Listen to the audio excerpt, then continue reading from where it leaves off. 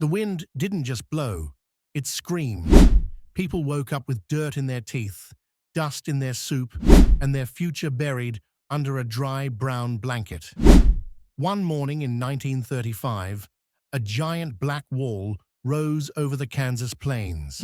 It wasn't a storm made of rain. It was a storm made of earth.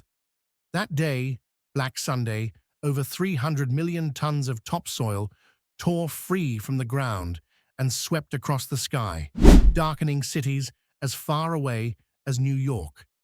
Children ran home screaming. Birds dropped from the air. And yet, it wasn't even the worst day. This disaster didn't happen in some war-torn countries. It happened in America's heartland.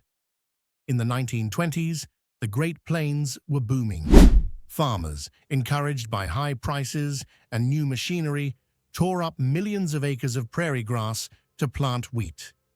They believed the land would yield forever. But they were wrong. When a drought hit in the early 1930s, the soil had nothing holding it together. The same tractors that had promised prosperity now left the land naked and exposed. What followed was a slow-motion collapse of an entire way of life. Families like the Carsons in Oklahoma tried to hold on. They stuffed rags into window cracks and slept with wet cloths over their faces. But the dust was relentless. It found its way into everything. Babies coughed up dirt. Wells ran dry. One farmer said he watched rabbits chewing bark off dead trees because nothing green was left. When their youngest daughter developed dust pneumonia, the Carsons packed up and joined the growing stream of refugees heading west. They weren't alone. By the end of the decade, over 2.5 million people had fled the Great Plains, the largest migration in American history, triggered by an environmental disaster. Many ended up in California, where they were met not with open arms, but signs that read, "No jobs for Okies. Keep moving." Halfway through the disaster, in 1935, a new danger emerged. Silence. Silence from the government. Silence from neighbors, too ashamed to admit they were starving. Silence from fathers who could no longer feed their children. But that year, everything changed. Congress finally acted, creating the Soil Conservation Service and passing laws to stop the bleeding. They taught farmers to terrace land, plant windbreaks, and rotate crops. One farmer said it felt like learning to farm all over again.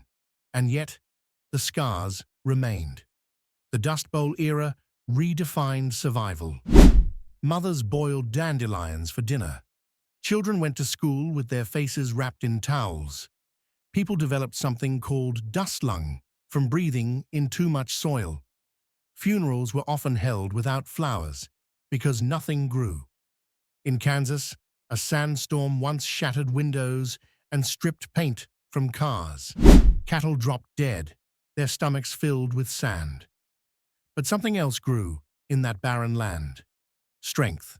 Communities didn't just survive, they adapted. Families shared food, water, and stories. Children played in dust piles like snowbanks. Churches opened their doors to the homeless. Strangers became neighbors, and neighbors became family. The Dust Bowl crushed their homes, but not their spirit. This wasn't just a freak act of nature.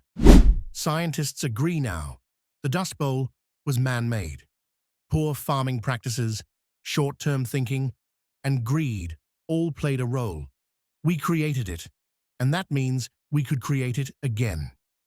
Today, as climate change pushes weather patterns into extremes, the Dust Bowl isn't just a sad chapter in history. It's a warning. We're seeing more droughts, more heat waves, and more loss of farmland.